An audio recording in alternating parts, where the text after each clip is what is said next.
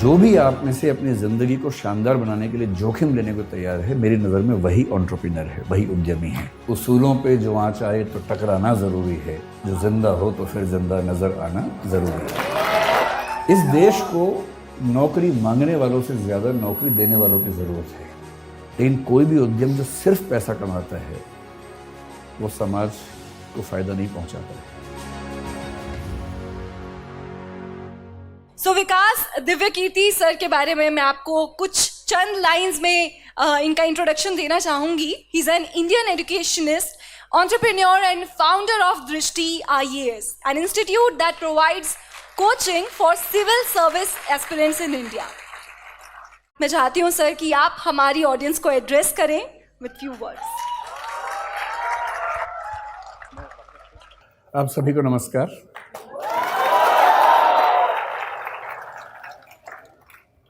सबसे पहले मैं श्री राम कॉलेज को बहुत धन्यवाद देना चाहूँगा कि आपने मुझे इस लायक समझा कि मैं यहाँ पर आऊँ और आप सबसे बात करूँ।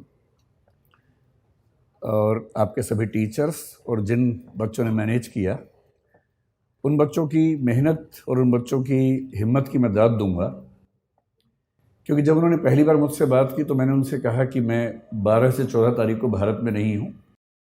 मैं मिशिगन यूनिवर्सिटी और येल यूनिवर्सिटी के बुलावे पर अमेरिका गया हुआ था कुछ दिनों के लिए, और मुझे 15 की रात को यहाँ आना था। लेकिन वो बच्चे मुझसे मिलने आए, आधा एक घंटा उन्होंने अपने मार्केटिंग और उससे सारा ज्ञान मेरे ऊपर इस तरह से प्रयोग किया कि मुझे अंत में हार के कहना पड़ा कि ठीक है, मैं टिकट कैंसिल करवाता हूँ, जल्दी वापस आता हूँ और आपके सेशन में ज़रूर आऊँगा। तो जब उन बच्चों से मेरी बात हुई कि वो मुझसे क्या सुनना चाहते हैं, तो उनका भाव था कि बस आप आ जाइए। तो मैंने कहा फिर भी आप मुझसे क्या चाहते हैं, मैं क्या बोलूं? बोले आप जो टॉपिक चाहें बोल दीजिए। तो मैंने एक टॉपिक उनको भेजा कुछ, तो फिर उन्होंने 5 भेजे, जिसका भाव ये था कि आप जो बोलना चाह रहे हैं वो तो ठीक नहीं है, इनमें से कोई देख लीजिए। वो बड़े अच्छे टॉपिक्स थे और 5 टॉपिक्स बड़े अच्छे थे, जिसमें से एक था पर्पस ड्रिवन एंटरप्रेन्योरशिप, एक था role of ethics in business, एक था role of philosophy in business, एक था stoicism, the importance of stoicism in business. ऐसे करते करते कुछ चीज़ें बताई और बताया कि क्योंकि ये बिजनेस कॉन्क्लेव है तो हम ये ज़रूर चाहेंगे कि थोड़ा सा पर्सपेक्टिव इकोनॉमिक्स पर, बिजनेस पर, इन चीज़ों पर आपका रहे। तो वो टॉपिक्स इतने प्यारे थे और एक डाइवर्सिटी इंक्लूजन पर था। और आज 14 अप्रैल का दिन डॉक्टर अंबेडकर का जन्मदिन भी है, तो डाइवर्सिटी इंक्लूजन की बात आज के दिन करना तो वैसे ही बड़ा मानीखेज है, मीनिंगफुल है। लेकिन मुझे इस बात का अंदाज़ा था कि जब हम फेस्टिवल के मूड में होते, जैसे अभी आप लोग हैं, बिजनेस कॉन्क्लेव है, सुबह से आप कई स्पीकर से सुन रहे हैं, और अभी आखिरी सेशन में ये भी होता है कि छूटे तो भागें, छुट्टी का टाइम होने वाला है। स्कूल में जैसे होता था ना कि जैसी टन टन टन बजता था, वैसे ही लोग बैग उठा के भागते थे। आपने बैग अपने पैक कर लिए होंगे, उसमें बुक्स और बोतल पैक कर ली होगी, तो अब आप इस मूड में होंगे कि जल्दी ख़त्म हो तो मामला निपटे। आप लोग Shri Ram college of commerce में पढ़ते हैं, तो मेरे ख्याल से आपके सामने, क्योंकि देश का सबसे अच्छा कॉलेज कॉमर्स का माना ही जाता है, और माना ही किया जाता है ही, ऐसे थोड़ा माना जाता होगा। मतलब मेरी समझ ये है कि कोई ब्रांडिंग ऐसे ही नहीं हो जाती है। अगर किसी कॉलेज या किसी व्यक्ति की साख है, तो वो साख न तो रातों रात बनती है, न हवा में बनती है, और अगर वो लॉन्ग सस्टेन्ड क्रेडिबिलिटी है तो उसका मतलब है कि उसमें कुछ तो बात होगी ही, तभी उसकी क्रेडिबिलिटी उस तरह की है। तो मैं जब देखता हूँ आजकल के बच्चों को, नई पीढ़ी को, और मैं उनके जब डायलेमास को समझने की कोशिश करता हूँ, तो मैंने पाया कि उनके सामने सबसे बड़ा डायलेमा ये होता है, स्पेशली उनके दिमाग में जो कॉमर्स या मैनेजमेंट की दुनिया से हैं, जैसे कि आप हैं, कि हम बड़े होने के बाद क्या करें। नौकरी करें में फिर बहुत सारे ऑप्शंस, प्राइवेट सेक्टर में जाएं, किसी स्टार्टअप में नौकरी कर लें, सिविल सर्विसेज में जाएं, कोई और नौकरी कर लें, एकेडमिक्स में चले जाएं। एक तो ये सवाल, और दूसरा ये सवाल कि क्या हम अपना स्टार्टअप शुरू कर दें, कुछ अपना उद्यम शुरू कर दें। और मैं देख रहा हूँ कि आजकल की पीढ़ी को एक शब्द बड़ा अच्छा मिल गया, स्टार्टअप। हमारी पीढ़ी ने भी स्टार्टअप किए। मुझे 2 साल पहले ही पता लगा कि जो मैं कर रहा हूँ कई साल से वो स्टार्टअप ही होता है। वरना मैं वरना वरना तो मैं 3-4 साल से बड़ा परेशान था कि पूरा देश स्टार्टअप कर रहा है और हमने कभी किया ही नहीं। तो मुझे एक बार गूगल पे जाके सर्च करना पड़ा कि स्टार्टअप क्या होता है, व्हाट इज स्टार्टअप। तो पता लगा स्टार्टअप का मतलब अपना काम करना, इतना ही होता है।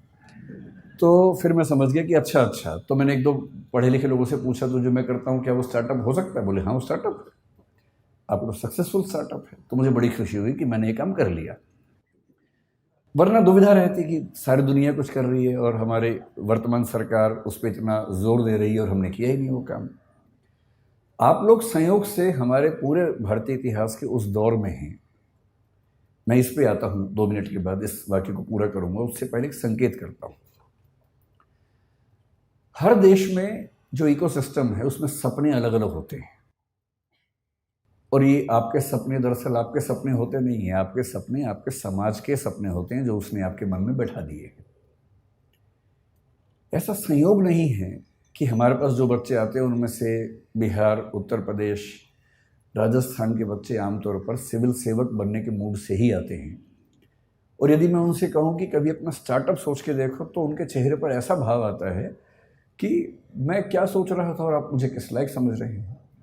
क्योंकि उनको जो वैल्यू सिस्टम है जो सोसाइटी ने दिया है वो सिविल सर्वेंट बनने का ही है। उनके लिए उससे बड़ा कोई सपना है नहीं। लेकिन जब मैं गुजरात के लोगों से मिलता हूँ, विशेष रूप से मारवाड़ी या सिख समुदाय के लोगों से मिलता हूँ, तो उनसे नौकरी की बात कर रहा हूँ, हंसने लगते हैं कि नौकरी क्यों करेंगे, धंधो करेंगे, धंधो अपना काम करेंगे भाई, अपना ही उद्यम करेंगे। सारा खेल वैल्यू सिस्टम का है।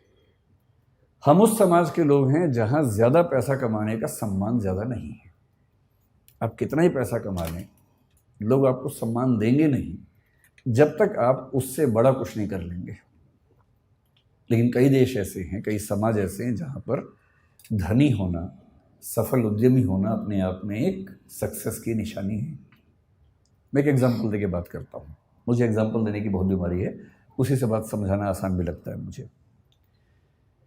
मैं अभी करीब 12-13 दिन अमेरिका में रहा। मैं 5 विश्वविद्यालयों में गया सिर्फ उनका सिस्टम समझने के लिए। उनमें से 2 में मुझे निमंत्रण था, 3 में मैं बिना बुलाए पहुंच गया कि मैं देखना चाहता हूं कि कैसे आप लोग काम करते हैं। तो वहाँ के कुछ स्टूडेंट्स, कुछ प्रोफेसर से परिचय था, तो उनके साथ मैंने पूरा विश्वविद्यालय देखा, समझा, कुछ बच्चों से मिला, उनके सपने पूछे, उनके पढ़ने का तरीका पूछा, प्रोफेसर से पढ़ाने का तरीका पूछा।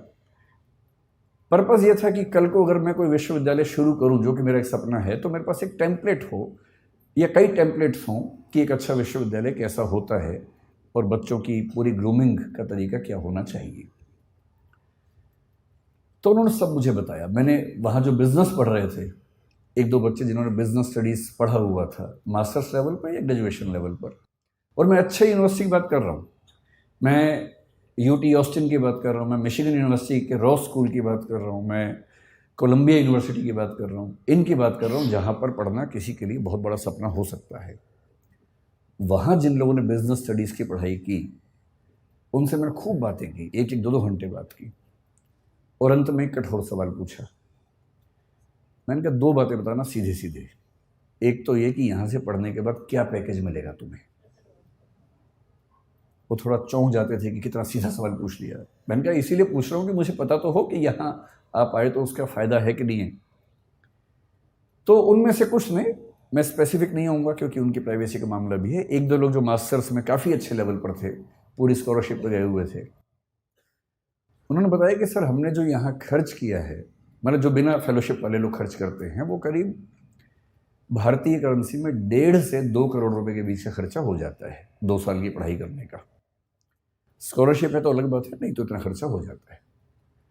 तो मैंने कहा उसके बाद होगा क्या? बोले सर हम जो डिग्री कर रहे हैं ना उसकी वैल्यू बहुत ज़्यादा है, तो जब हम उतरेंगे बाज़ार में तो हम मान के चलते हैं कि हमें 1-8 साल के अंदर अंदर 2 लाख USD का एनुअल पैकेज मिल जाएगा, जिसका मतलब वही 1.5 से 1.6 CR के आसपास का पैकेज मिल जाएगा। और हमारे खर्चे हैं, लोन है थोड़ा थोड़ा, वो सब हम 3 साल में चुका देंगे, क्योंकि खर्चा भी वहाँ ज़्यादा होता है, लेकिन हम साल में 60-70 लाख रुपए बचा लेंगे, 3 साल में सारा लोन चुका देंगे, तो 2 साल की पढ़ाई का बोझ 3 साल में उतरेगा। उसके बाद हम लगभग $2 लाख हर साल कमाएंगे और लगभग $1 लाख साल का बचा लेंगे, जो कि भारत के हिसाब से काफ़ी ज़्यादा आय का मामला है।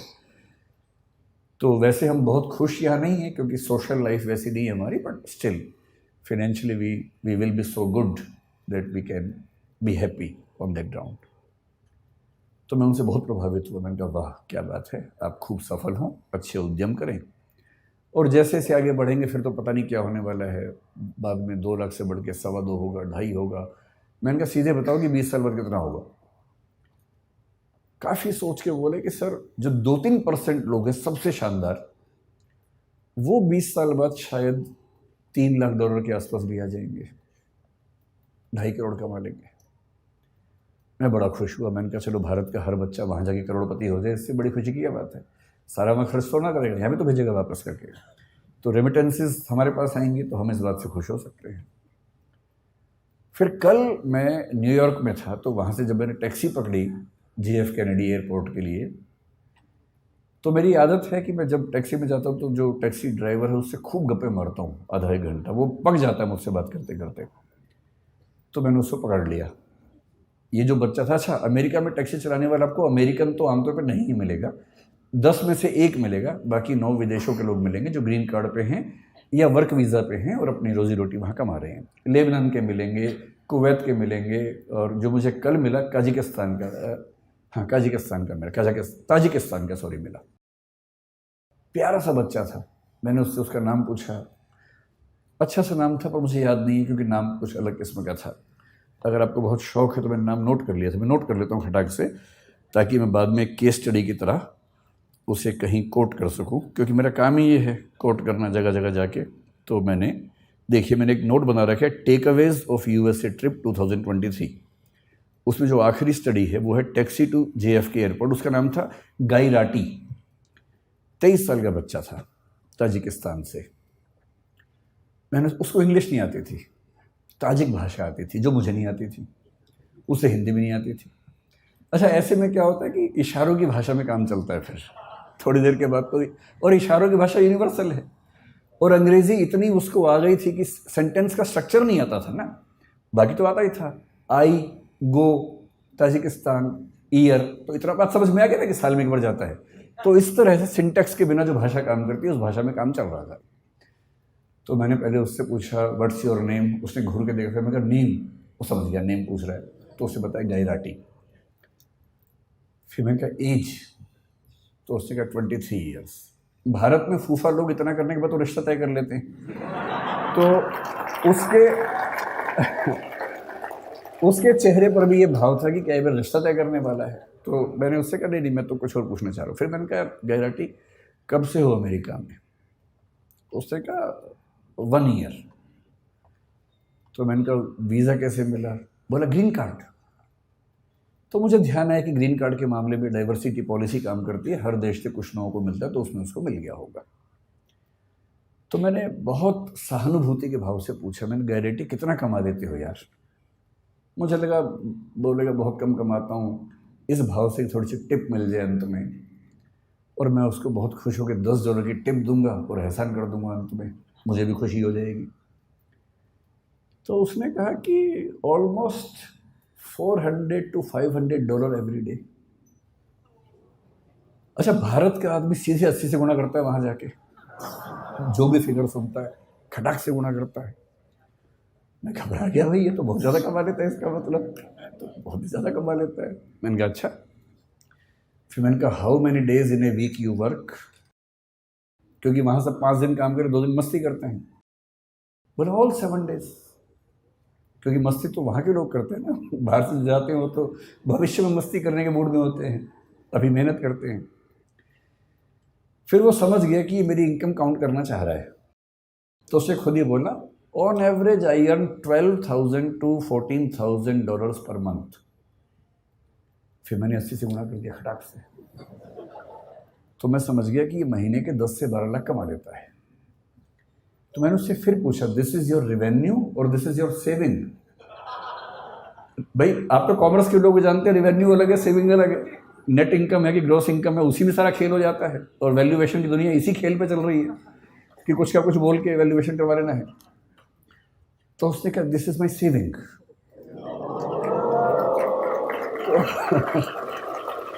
अब अब मुझे घबराहट होने लगी, क्योंकि वो 10 से 12 लाख महीने का कमा रहा था और उसको 12 से गुणा करूँगा तो 1,20,00,000 से 1,44,00,000 हो जाएगा साल का, जो कि 2 साल की MBA करने के बाद 3 साल लोन चुकाने के बाद भी लगभग उतना हो रहा था।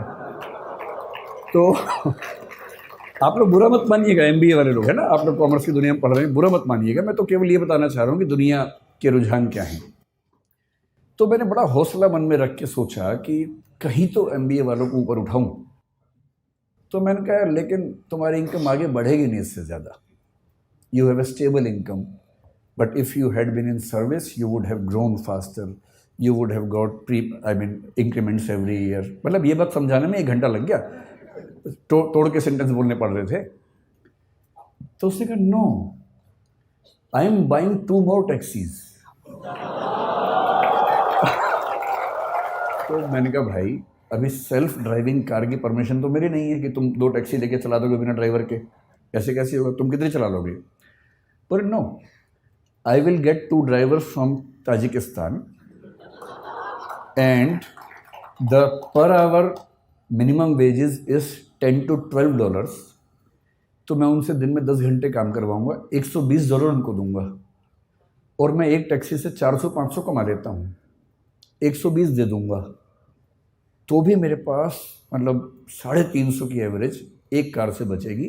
2 से 700 7 दिन चलाएंगे तो मोटा मोटा मान के चलिए कि मामला बड़ा रिस्की हो जाएगा। तो फिर मैंने टिप दी नहीं उसको।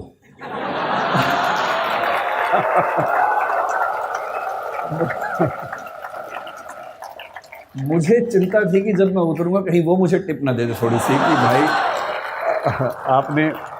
आपने इतना पूछा, थोड़ा आप चिंतित हो गए होंगे, अगर आपको टिप चाहिए हो तो आप ले सकते हैं। और मज़े की बात क्या बोला, साथ में पढ़ाई भी करता है वो, इस सब के साथ साथ वो ऑनलाइन या हाइब्रिड करके कुछ पढ़ाई भी करता है साथ साथ।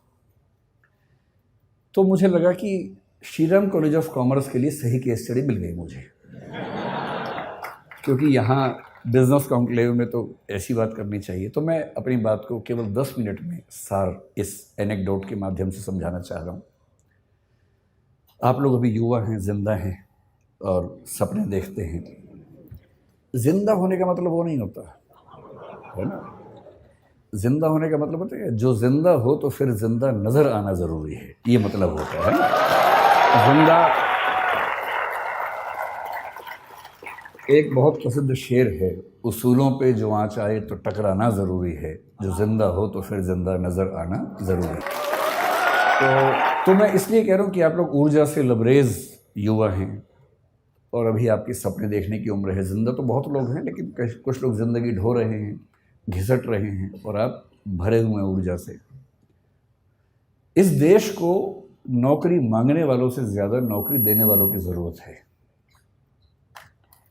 और हम अपने 5000 साल के इतिहास में पहली बार उस दौर में हैं जहाँ स्टार्टअप करने वालों को इज्जत मिल रही है, वरना यहाँ इज्जत नहीं होती है। अभी जो सरकारें हैं हमारे पास, सेंटर में भी, कुछ स्टेट्स में भी, और किसी मामले में आप उनसे सहमत हों असहमत हों, समर्थन करें विरोध करें, इस मामले में तो आपको मानना पड़ेगा कि उन्होंने पहली बार स्टार्टअप करने को इज्जत वाला काम बना दिया है। और यदि ऐसा बना ही दिया है, और फिर श्रीराम कॉलेज ऑफ कॉमर्स के ग्रेजुएट्स जिन लोगों ने बिजनेस को इतना ध्यान से समझा है, उसकी बारीकियां समझी हैं, वो उसके बिना अगर वो भी नौकरी ढूंढते रहेंगे तो फिर देश कैसे आगे बढ़ेगा। तो कुछ साल नौकरी करना ठीक है, लेकिन यदि मुझसे पूछेंगे तो मैं ये कहूँगा कि अगर आप वैसे व्यक्ति हैं कि चुपचाप ज़िंदगी गुजार लेनी है तो ठीक है, कीजिए नौकरी। नौकरी करनी है, साथ में कुछ किताबें लिखनी है तो कीजिए नौकरी। पर यदि कुछ बड़ा सोचा है, अगर आप चाहते हैं कि आप इस देश और समाज को कुछ बड़ा योगदान दे सकें, तो सबसे अच्छा विकल्प है उद्यम। और उद्यम का मतलब केवल आर्थिक उद्यम नहीं होता है। उद्यम का मतलब है कि आप जोखिम लेने वाले व्यक्ति हैं, आप बहुत शांत व्यक्ति नहीं हैं। और जोखिम लेना कुदरत ने सिखाया, हमें प्रकृति ने सिखाया है। प्रकृति के विधान में सुरक्षा नहीं होती है, प्रकृति के विधान में जोखिम ही जोखिम है। वो तो हमने शहरों में, गांवों में सुरक्षा डेवलप कर ली है, और थोड़ी बहुत सुरक्षा ज़िंदगी में रहे तो अच्छा भी लगता है, लेकिन जंगल का नियम, प्रकृति का नियम सुरक्षा पर नहीं टिका है, वो खतरों पे टिका है, जोखिम पे टिका है। जो भी आप में से अपनी ज़िंदगी को शानदार बनाने के लिए जोखिम लेने को तैयार है, मेरी नज़र में वही एंटरप्रेन्योर है, वही उद्यमी है। और जोखिम केवल पैसे के लिए नहीं होता है, होना भी नहीं चाहिए। जोखिम महात्मा गांधी ने भी लिया, अंबेडकर साहब ने भी लिया, दोनों शानदार वकील थे। डॉक्टर अंबेडकर, मैं परसों कोलंबिया विश्वविद्यालय में गया जहाँ से उन्होंने पीएचडी की, एक पीएचडी की, लंदन स्कूल से दूसरी 3 पीएचडी की उन्होंने। इन लोगों ने अपने अपने सफल करियर को दांव पर लगा के जोखिम लिया कि देश को एक अच्छा राजनीतिक और सामाजिक मंच मिल सके। ये सोशल एंटरप्राइज है, पॉलिटिकल एंटरप्राइज है। कबीरदास हों, गुरु नानक हों, या महात्मा बुद्ध हों, महावीर स्वामी हों, इन सब ने अपने अपने समाज को बेहतर बनाने के लिए अपनी जान को जोखिम में डाला। ये सब उद्यमी लोग हैं। कोई स्पिरिचुअल एंटरप्राइज करता है, कोई सोशल एंटरप्राइज करता है। आप बिजनेस एंटरप्राइज वाले लोग हैं, लेकिन मैं इतना ज़रूर कहूँगा कि बिजनेस में पैसा कमाना ज़रूरी है, क्योंकि वही आपको ज़िंदा रखेगा, वही आपके उद्यम को चला पाएगा। लेकिन कोई भी उद्यम जो सिर्फ पैसा कमाता है, वो समाज को फ़ायदा नहीं पहुंचाता है। और मैं एक बात अक्सर कहता हूँ, आखिरी बात आपसे वही कह रहा हूँ कि अगर अपने जीवन को एक ठीक दिशा देनी है तो सिर्फ एक काम कीजिए। बहुत बुरा लगेगा, पर मुझे ये सलाह मेरे एक मित्र ने दी थी, मैं आपको दे देता हूँ। आज घर जाके अपनी ओबिचुअरी लिखिए। ओबिचुअरी का मतलब होता है किसी के मरने के बाद अखबार में जो छपता है उसके बारे में, कि दुख के साथ सूचित किया जाता है कि फला फला की मृत्यु इस तारीख को इस वजह से हो गई है। उसके बाद की 4 लाइनें आप अपने बारे में क्या चाहते हैं लिख लीजिए, उसे बनाइए विज़न स्टेटमेंट। वो लाइनें कई तरह की हो सकती हैं। एक ये हो सकती है कि इस व्यक्ति ने जीवन में खूब पैसा कमाया, इसने गुटखा बनाने वाली कंपनी बनाई, इसने अरबों रुपए कमाए और इसकी वजह से कई लाख लोग कैंसर से मरे, पर पैसा खूब कमाया। दूसरा ये हो सकता है कि ये व्यक्ति चाहता तो अरबों रुपए कमा सकता था, पर इसने लाखों ही कमाए और अपनी ऊर्जा उन चीज़ों में लगाई जो समाज को और बेहतर बना सकती है। ये चाहता तो डीजल की कार बना के खूब पैसा कमा सकता था, तेल के कुएं खोद के खूब पैसा कमा सकता था, पर इसने सोलर पैनल्स में अपनी ऊर्जा लगाई, क्योंकि उसे चिंता थी कि मेरे साथ साथ इस समाज का भी भला होना चाहिए। तो जो मैं कंक्लूडिंग रिमार्क के तौर पे कहना चाह रहा हूँ, आप लोग इस देश के भविष्य हैं, स्टार्टअप की दुनिया के भविष्य हैं। कुछ बड़ा कीजिए और ऐसा मत कीजिए जो केवल और केवल बिजनेस तक सीमित हो। जब बिजनेस और एथिक्स मिलते हैं तो जो सिनर्जी बनती है, वो सिनर्जी किसी भी देश और समाज के लिए बेहतर है। बहुत बहुत धन्यवाद, आप लोगों ने बुलाया। धन्यवाद।